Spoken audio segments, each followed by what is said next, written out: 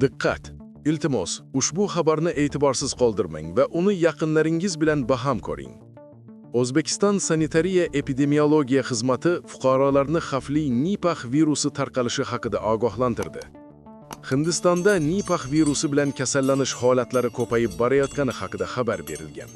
Ushbu virus juda xavfli infeksiya hisoblanadi va ba'zi hollarda jiddiy asoratlarga olib kelishi mumkin. Shu bilan birga, muhim ma'lumotlar. O'zbekistonda Nipah virusi aniqlanmagan. Mamlakatdagi epidemiologik vaziyat barqaror. Biroq, ehtiyot choralari kuchaytirilmoqda.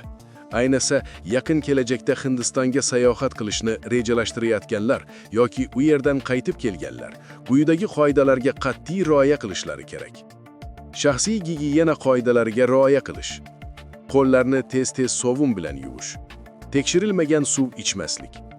Yomon yuvilgan yoki shikastlangan meva va sabzavotlarni iste'mol qilmaslik. Bozorlarda va jamoat joylarida ehtiyot bo'lish.